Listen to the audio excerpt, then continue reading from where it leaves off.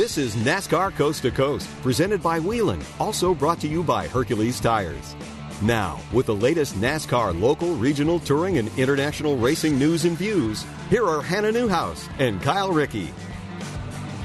Welcome to NASCAR Coast to Coast here on the Motor Racing Network. I'm Hannah Newhouse, joined as always by my co-host, Kyle Rickey. And Kyle, we are less than a week away from going back to racing. It may not be at a short track, but we're going to Darlington.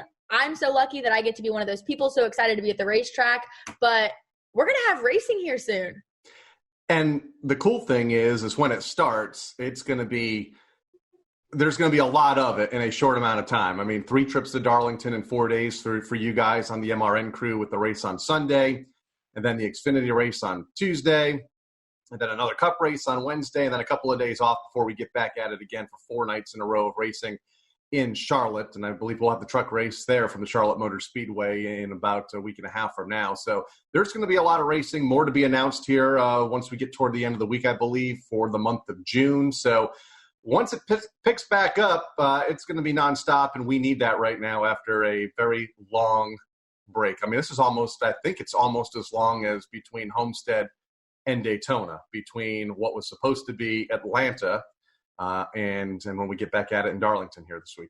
Which is so crazy because I always feel like our off season is so short. I always feel like we leave Homestead and it's not but a blink of an eye and we're going back to Daytona. But with this has been so long. I feel like it's taken us forever to get back to racing. It was great the first 2 weeks. I got all my house projects out of the way. I moved, and now I am over it. I haven't told Janet yet I'm going back to work. She's not going to take it well, but I am looking forward to it again, just to get back to the racetrack. I know it's going to be interesting moving forward on protocols and how things are going to happen. And this last weekend, we talked about it last week, World of Outlaws went back to racing. Yep. They were one of the first ones to really, televise that, do a full broadcast. And it was really interesting to see how they did things. And I think a lot of that is going to be implemented into how we move forward in racing. Oh, absolutely. And while Motor Racing Network is fortunate to have, 2 pit reporters, 2 turn announcers, and 2 booth guys, I know television's taking a bit of a different approach. I think the only talent for NASCAR on Fox that'll be at the racetrack will be Regan Smith on pit road, and everybody else, Mike and Jeff, will be in the studios in Charlotte. But again, it takes a whole lot of people to set all that equipment up for television. I mean, that's a lot of monitors and a lot of timing and scoring and cables. And on the radio side, we don't have a lot of that. So we can get away with it. But it's going to be interesting to see how the radio broadcast sounds. Look forward to listening to you guys on Sunday night. We'll definitely miss being there. And we're definitely looking forward to bringing all of those race fans and new fans as NASCAR returns. But we want everyone to join the conversation. We want you guys to tune in, watch with us, listen with us, show us what you're doing to celebrate NASCAR returning. You can use the hashtag NASCAR Tailgate on Twitter. Tag us at MRN Radio. And how are you celebrating NASCAR return? Are you going to grill out or anything, Kyle, or is it still too cold? Yeah, well, I was going to mention that a minute ago. We had quite the weekend here in Connecticut. We had snow showers on Saturday morning. Now, keep in mind, this is Mother's Day weekend in May. And we had snow showers on Saturday morning. Saturday evening, the temperature shoots up like 40 degrees, and it's almost 70. Sunday, we have hail, and we have a thunderstorm. So we had a little bit of everything in like a 48-hour period here. So hopefully I can enjoy the race, maybe grilling out on Sunday afternoon. We'll see. No telling what the weather may bring, though, here. I think we have thunderstorms on Friday night. I think we're done with the snow, though. So we'll see. Well, fortunately, none of that snow really came to us. It did get cold the other day. But it's supposed to be, I think, 85 this weekend down at Darlington for the race. Kyle, do you even know how to grill? Please. What kind of question is that? Yeah, I could cook a decent, I don't want to say good, but a decent cheeseburger. On your George Foreman? Yeah, well, whatever. Leave me alone. Oh, man. Well, we've got lots of exciting stuff in store for this episode. We're going to dial up here with our guest just in a short few moments. Danny Bohn, you may know him from a dirt track. You may know him from Bowman Gray Stadium. More recently, has joined the NASCAR Gander Outdoor Truck Series campaign. Bowman Gray, though, Kyle, is a staple. To be able to go down there, and we'll talk to Danny about it a little bit later and, his excitement to get back there. But it's one of those racetracks that we expect may not open up till a little bit later. Yeah, and the promoters there have said we're not opening without fans. And there's a lot of racetracks across the country that have opened up. You mentioned the World of Outlaws a moment ago. Well, there were no fans at Knoxville Raceway last Friday night. It was a pay-per-view event only. There are some short tracks that we'll talk about later in the show down south that are planning to open up either this weekend or next, and will be for either very limited fans or no fans, and the only way to watch will be via pay-per-view. So Bowman Gray is not interested in that, and you know what? I don't blame them. I mean, every time they open the gates there, unless there's a 50 or 60% chance of rain, which happens way too much down there in Winston-Salem, they pack the place. I mean, it's not uncommon to have between 9,000 and 11,000 people for a normal night of racing, where the highlight of the night is a 100-lap modified race, or sometimes it's the twin 50s for the modifieds, which is their premier class there. So it would be hard for them to host an event and expect that number of people to tune into a pay-per-view event and still be able to pay the purse and all that. I mean, it's a business, and I understand where they're coming from, just like I understand where some of the other short tracks are coming from that want to open up as soon as possible just to get cars on the racetrack and keep people interested in what they do. Well, one of the short tracks that opened up virtually over the weekend was North Wilkesboro. My boyfriend has been non-existent since that dropped just 24 hours ago. Another reason for you to get iRacing, Kyle. Yeah, I know. Like I said, I've had it, and I would just get frustrated every night, and I'd throw the wheel, and it would not end well. But it's amazing. It's been like 7 years, I think. I've been working with some of the folks at iRacing behind the scenes for a Stafford Speedway program every Friday night, and they checked my account, and they're like, yeah, you haven't logged in since like 2012. I'm like, yeah, that sounds about right. There's even a media race on Monday. I know, and it has evolved so much, especially in the last 2 months, but really talking about the last 8 years and what they've done to improve the graphics and improve the cars, and the amount of people now that are involved, such as yourself and such as Dylan and some of the others, but we'll see.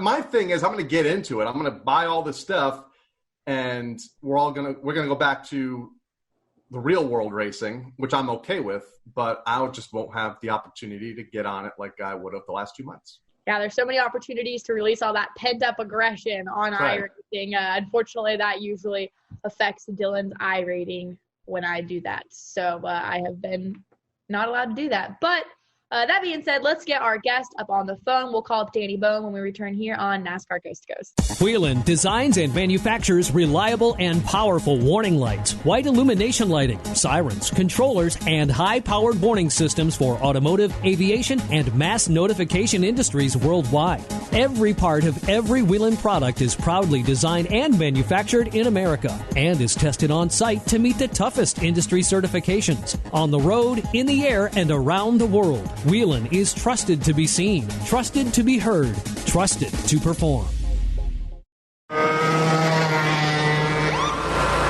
Sir, are you aware you were going 40 miles an hour? This is a residential area. Sure, but I'm on my lawnmower? Wait, am I getting a ticket? No, I've just never seen anyone top 9 miles an hour on one of those bad boys. And mow their entire lawn in 30 seconds? What got into you? Well, it did fuel up at Sunoco this morning.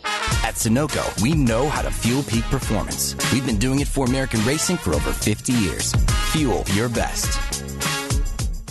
Wherever you drive, wherever you go, Hercules Tires has the value, selection, and industry-leading warranty to get you there no matter where the road takes you. You can count on Hercules Tires to have your back when times are tough, all while adding money to your pocket. The purchase of 4 qualifying Hercules tires through May 31st, 2020 could get you up to a $70 Visa prepaid card. Visit HerculesTire.com/spring rebate to learn more. That's HerculesTire.com. Hercules Tires. Ride on our string. Back to NASCAR Coast to Coast, brought to you by Whelen and by Hercules Tires. Here are Hannah Newhouse and Kyle Rickey. Welcome back to NASCAR Coast to Coast here on the Motor Racing Network, and we're now joined by a driver that you've probably seen behind the wheel of a modified at Bowman Gray Stadium, and most recently behind the wheel of a truck in the NASCAR Gander Outdoor Truck Series, Danny Bohn. First off, thanks for joining us here on NASCAR Coast to Coast. Thank you for having me on here. My pleasure. So I got to say, you have one of the coolest backdrops that we've had thus far on Coast to Coast since we went to Zoom. We've had a couple racetracks, virtually mostly, as Kyle likes to play with the green screen. We did have one promoter, but you managed to find a pretty cool backdrop there. You're at work today.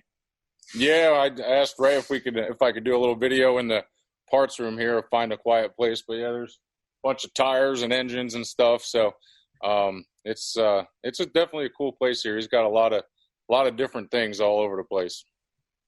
You said Ray, of course, Ray Evernham. Tell us a little bit about what you do. Obviously, while there's a lot of people not working right now, sounds like you're pretty busy.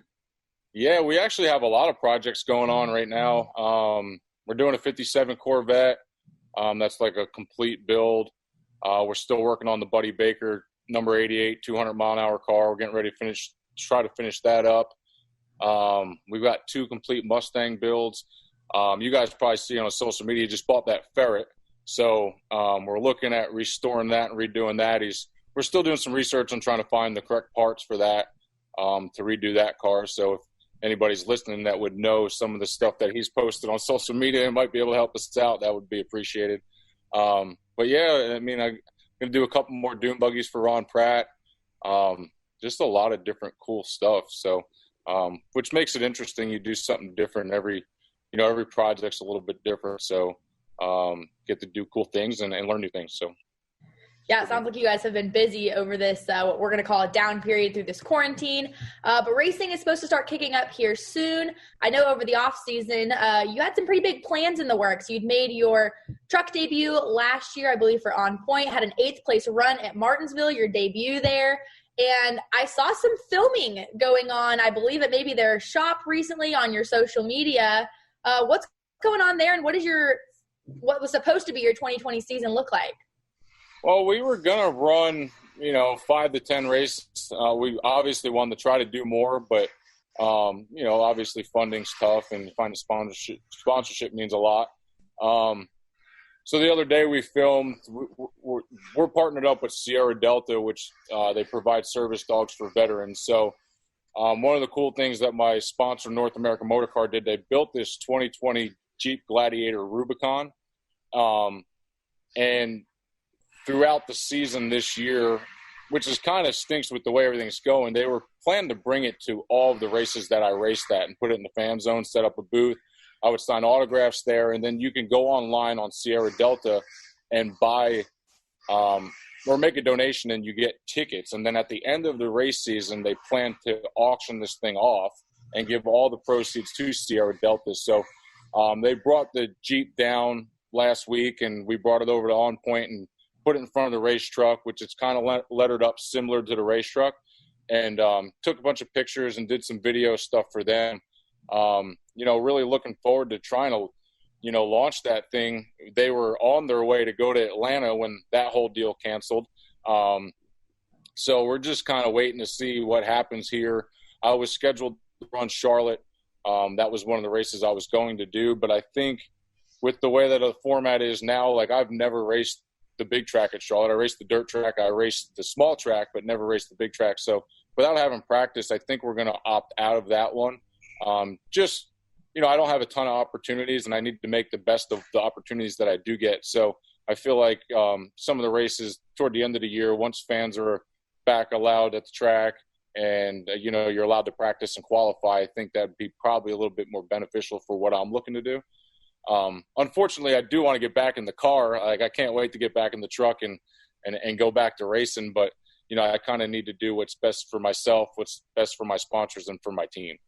You had 3 opportunities last year, beginning at Martinsville, then I believe Phoenix and Homestead to wrap up the 2019 season. What'd you learn about being in a NASCAR Gander truck over those 3 events? Obviously it takes a whole package to run well. We had I set the bar real high at Martinsville. I didn't think I'd come out of there with a top 10. I figured top 15 would be a great day, and we ended up 8th. But then, you kind of like, well, we got to do better next time. So you set the bar higher. And then obviously at Phoenix, we didn't have the weekend that we needed or Homestead. It was stuff that was kind of out of our control. I got a left front flat at Phoenix, like lap 2 in stage 2, never threw the caution. So went 4 laps down. So there's really nothing I could do there.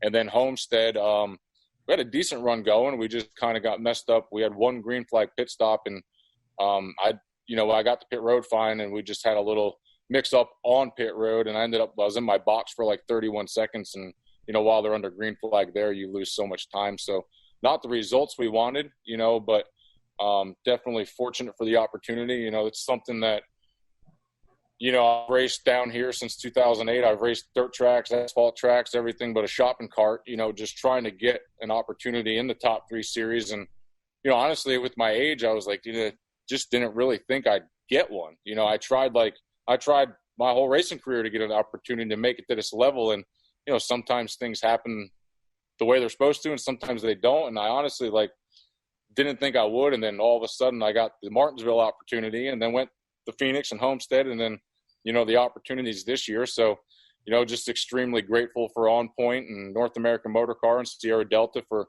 supporting me. And, Big Machine Records sponsored me at Martinsville, which was, the biggest step of my career. So, thankful for all of those people for supporting me. Thankful for Ray Evernham for allowing me to pursue this opportunity. And, I'm just going to keep doing what got me this opportunity. Just, work as hard as I can, do as much as I can as a driver to be prepared. And, obviously we don't have the funding to go test as much as we can and, do a lot of the engineering and data stuff. But, I feel like if, I can prepare myself as much as I can and go out there and run well, against these bigger teams, then hopefully open up some eyes and, who knows where it'll take me. And let's talk about that there. You said you've pretty much raced everything but a shopping cart. We know your name more recently from Bowman Gray in the Southern Modified Tour. You every once in a while will go back home up to New Jersey to race. Ultimately, what was the path that led you here with your racing career? Well, it's kind of crazy, honestly. When I first moved, I raced asphalt modifieds up north. And then when I moved here, I started racing the dirt modifieds at East Lincoln, Carolina, I-77, and I did that for a couple of years. We won the championship at East Lincoln in 2009 on the dirt. And then, growing up modified racing, I sat in the grandstands at Bowman. I was like, man, I need to race here. This place is awesome. And, got the car ready and ended up going up there. Just the race there would have been cool, and won my second night there. So kind of got addicted to that place and, kept racing there and won a bunch there. Ended up winning the championship in 2014. Ventured out, did the Southern Modified Tour. We finished second in points in 2012, won a couple races on that. And honestly, what got me to this truck deal was, obviously with racing, you meet a lot of people. And Stephen Lane, the crew chief on the 30 truck, is from Winston-Salem area. He goes to Bowman Gray once in a while. And somehow my name got brought up at the shop about, they do have a modified out there, about driving their modified. And one of the guys that works in the shop I know pretty well, he said, he goes, hey, man, the crew chief is talking about you, wants to maybe drive the modified. You should stick right out here. And I didn't really know where I was going when I drove out there. So I pull in the parking lot, and then it's this nice shop, and they got the Xfinity cars there, and then the truck stuff. And I said, well, yeah, I'd like to drive that modified some, but how do I get one of those? And then, we started talking about it, and, started talking about that we could do it, and put the details together, and, proposed it to a couple people and got the opportunity to do it. And like I said, it was a one race deal. And, like I said, you try so hard, and you put so much into it, basically put your life into every spare minute of your life to racing. And, a dream of mine was obviously to make it to the cup level, make a career cup racing. But, later on in my career, it was like, well, if I get a start in the top 3 series, at least I feel like I can say I did it. I got an opportunity, and, that's pretty much what Martinsville was about. And, I was content with that. You obviously wanted to race more, but, if that's all it was, then I was okay with that. I tried. But then got the opportunity to go to Phoenix and then Homestead, and then worked on some stuff over the winter. And, going to get 5 to 10 opportunities this year. And, like I said, just keep doing what I did to get here and be prepared as I can. And, it just goes to show you, I don't have, rich parents and, a bunch of people dumping a bunch of money in my racing career. I just stayed racing and kept my name out there and tried to do the right thing at all times and got an opportunity. So it's definitely still possible to make it that way. Absolutely, and we're seeing that with Ryan in what he's done with the modifieds, and now in the Cup car as well. Some tracks are opening up this weekend. Are going to try to open up without fans down there. Have you heard anything from Bowman Gray on when they might open? I know they're not interested in opening up without fans, but that's about all we've heard from them. Yeah, I haven't spoke to anybody there directly, but I'm on the email list and obviously seeing what they've been posting and haven't heard anything really on Bowman Gray. He gets so many people there. It would be so tough for him to race and make it, on a reduced capacity or, 50% of the fans. Cause you've been there, they pack it in. So it'd be tough for him to do it any other way. Hopefully they do, obviously it's been around forever. So I think this would probably be the first year they didn't race if they didn't. So, but hopefully they figure something out. Main thing is everybody stay safe and stay healthy and, get through this together. And, hopefully at the end of it all, we can go enjoy places like Bowman Gray. I did hear that I spoke to the promoters at Ace Speedway. They're planning to try to do something May 22nd. So it'd be depending on if North Carolina lifts to phase 2 on the 22nd, if they can do it or not. So I kind of got my car ready for Bowman Gray, just so in between weekends and stuff, if I didn't have anything going on, I could go over there and race and support that place. I mean, obviously it's like a home to me up there. It's got me the opportunity I have now and, met a lot of great people there, been able to drive for a lot of great people there, like Puddin Swisher and the Fleming family and stuff. So I'm always like to go try to support that place when I can. But yeah, we just got to get through this and hopefully it's sooner than later and we can get back to normal.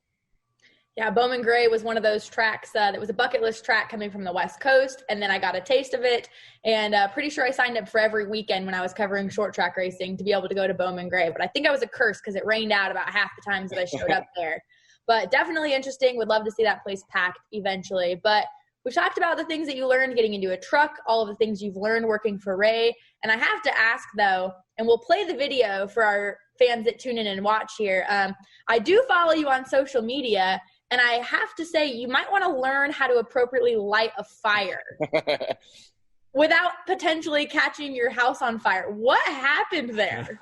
So about that, I worked in my shop. I had my race car shops at my house. So I was in the shop all day, and I was kind of tired. I was like, we'll light a little fire, grill out, hang out. So I was using lighter fluid, which was that white bottle that I had, and it was almost empty. So I was like, well, hell, I'll just go fill it up with gas. So gas is a lot more flammable than lighter fluid. So a little bit. When I was throwing the lighter fluid on there, I got it, just doused it with lighter fluid, lit it, and it kind of went up a little bit. Well, I went and filled it with same bottle, filled it with gas, and did the same thing. And then the problem was when it lit the end of the bottle on fire. Then I didn't really know what to do, so I dropped the bottle and then figured that, a half a gallon of gas sitting there right by the house burning probably wouldn't be good. So I kicked it across the yard, and then, I don't know if anybody's tried to put a fuel fire out with water, but it doesn't work. So sat there with the garden hose for a couple minutes and kind of just kept an eye on it, and then realized I would not do that again. And this was caught all on your security camera, right? Yeah, so the next morning I'm sitting there, I'm like, man, that was pretty dumb. And everybody that was there thought the same thing. So I was like, well, and my phone was texting me the whole night because every time it picks up motion, it tells you that it's picked up motion. So I was like, I know there's got to be a clip on there. So I scrolled through all my videos from the night before, and sure enough, it was like perfect. So I figured I'd, with the times that we've had in the last month or so, I figured some people would get a good laugh out of it. Thankfully, I wasn't hurt. I didn't get burned or anything. And it was actually funny. Frank Fleming called me the next day. He's like, hey, man, are you all right? I said, no, I'm good. So then I had to go back and put on the post that there was no injuries because some people thought that possibly I had gotten burnt. So, but yeah, fire and gas, just got to be careful around that. You're saying they don't mix? Yeah, maybe just if you use a little bit of gas, but don't go crazy like I did.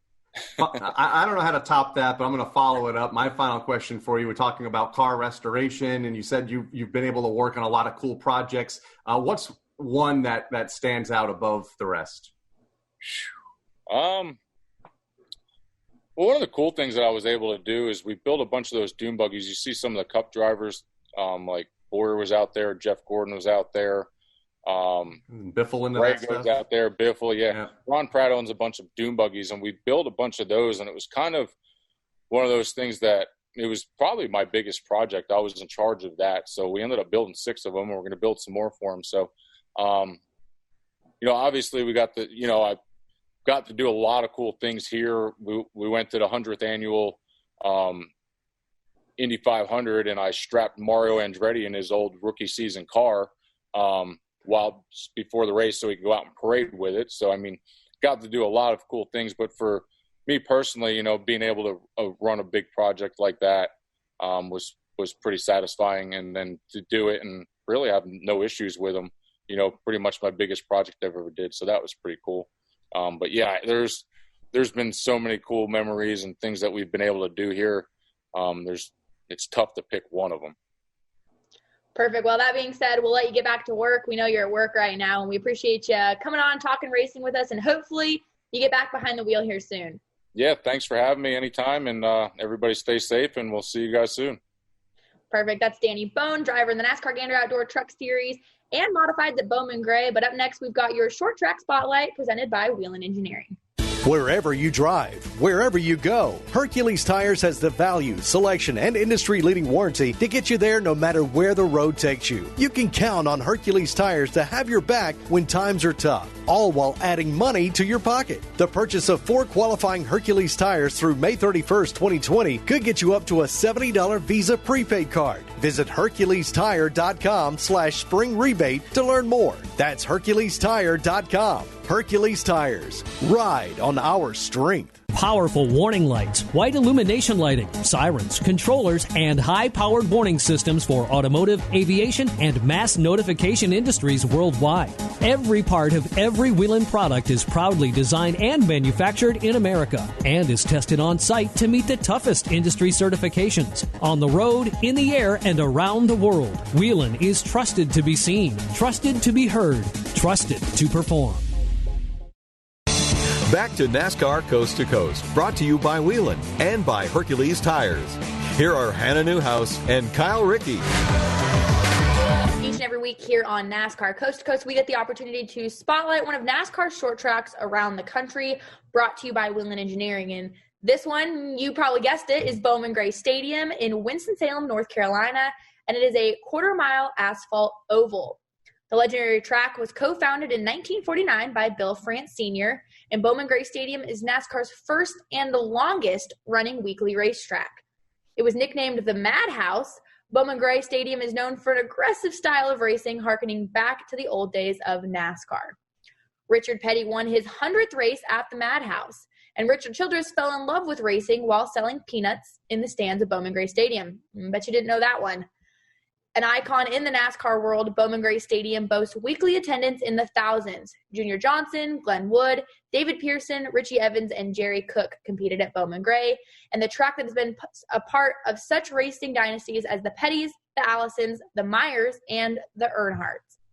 Weekly racing consists of 4 divisions: the Modifieds, which began racing at the track in 1949, Sportsman's, Street Stocks, and Stadium Stocks. Bowman Gray was the subject of History Channel's Madhouse TV show. Again, that is your Whelen Engineering Short Track Spotlight, Bowman Gray Stadium in Winston-Salem, North Carolina. Whelen designs and manufactures reliable and powerful warning lights, white illumination lighting, sirens, controllers, and high-powered warning systems for automotive, aviation, and mass notification industries worldwide. Every part of every Whelen product is proudly designed and manufactured in America and is tested on site to meet the toughest industry certifications. On the road, in the air, and around the world, Whelen is trusted to be seen, trusted to be heard, trusted to perform. Wherever you drive, wherever you go. Hercules Tires has the value, selection, and industry-leading warranty to get you there no matter where the road takes you. You can count on Hercules Tires to have your back when times are tough, all while adding money to your pocket. The purchase of 4 qualifying Hercules tires through May 31st, 2020 could get you up to a $70 Visa prepaid card. Visit HerculesTire.com/spring rebate to learn more. That's HerculesTire.com. Hercules Tires. Ride on our strength. Back to NASCAR Coast to Coast, brought to you by Whelen and by Hercules Tires. Here are Hannah Newhouse and Kyle Rickey. Racetracks all across the country are starting to open their doors, but unfortunately not without fans. But anyone will take the risk to get back to racing, and these tracks have found their way to be able to provide racing. Some of those racetracks, we talked to the promoter a couple weeks ago, Adam Nelson at Meridian Speedway. They opened their doors this past weekend for their first race of the season, their modifieds being their highlight series. Colton Nelson took the win over Josh Jackson and Brendan Fries. Showtime down in Florida also opened up their doors with super late models being the Spotlight. Stephen Nasse won that over Jesse Datilli and George Gornham Jr. Another Florida racetrack, Five Flag Speedways, had their sportsman division where Hunter Lambert took the win over Shanna Ard and Mark Barnhill. And we're continuing to see racetracks all across the country open up, and some of those racetracks having their first race this weekend, Kyle. Yeah, we got a couple more coming to life this weekend. Greenville Pickens Speedway will open up this Friday night. We'll feature a 100-lap limited late model feature. Saturday will feature a 100-lap late model feature event. Both races will have a 60-minute time limit. Fans can watch, but from their cars on the tiered back straightaway hill. The grandstands will remain closed at Greenville Pickens Speedway this weekend. Hickory Motor Speedway back in action this Saturday. Again, also closed to fans. Will feature twin late model features. Limited pit passes will be sold, and they have to be sold in advance. There will be no pit sales the day of the event. And again, no spectators will be able to join, but it will be broadcast on pay-per-view. Tucson Raceway Park, or I guess Tucson Speedway now, in Arizona, will practice this weekend. They return to racing next weekend. Saturday, May 23rd, Sunday, May 24th. Will feature all the divisions from the NASCAR Whelen All-American Series, plus a few outside divisions. And as of publishing of the schedule a few days ago, the track will host a limited number of spectators per the CDC regulations, which seems to be different with every state and by every day. Those regulations are changing. You mentioned some Florida tracks a moment ago. Hannah, New Smyrna Speedway looking at getting back into action as well. They've been hosting a couple of private practice sessions over the last 2 weeks or so, but there's no phase on when Florida will move into phase 2 of reopening. That's when they will start to be able to host closed events. So we'll keep an eye on what New Smyrna is doing. And Kingsport Speedway, the only other track that has seen a whole lot of action, and that's just practice. They've been hosting practice the last 2 weekends there in Tennessee. No opening date has been set. And you mentioned that they're one of the racetracks, Kyle, they're selling all of their tickets and pit passes online prior to showing up. Yep. Over the off season, and I can't remember the name of it, so someone's going to probably correct me on this here, but there was an app that was launched specific to short track racing that a lot of series and racetracks are getting on board with, that is you buy your concert tickets and stuff anymore on your phone. Right. And all they do is scan it at the door. And I think that's something that we may see a lot of these tracks embrace, therefore eliminating, the chances of them over capacity or having to turn people away at the door or regulating how many people come in on pit passes. So what a cool concept. And we always joke about how technologically reliant we are anymore. I mean, our show is on, realistically an app for some of us. Yep. But that it could be the future of waiting on an online wait to get a ticket to a racetrack to be able to be within that capacity. I'm okay with that as long as, unlike concert tickets, as long as there's no, $100 worth of fees. Service charge, $12 service charge, $3 download fee. A $25 concert ticket and you have like $22 in fees. It's like, no. And I don't think we'll see that, at least initially. I'm sure there'll be at least probably a $2 convenience fee or something, depending on the app that, they use. But that could go a long way in helping short tracks as well, because now you don't have to employ folks at the back gate or the front gate selling tickets. You probably still need somebody there, but not as many. So it's a changing business, and we're no doubt going to see a whole lot more changes before 2020 is all said and done. Indeed. Well, this time next week when we talk to everyone, we'll have had 2 races. Getting ready. Yeah, 2 races. Yeah.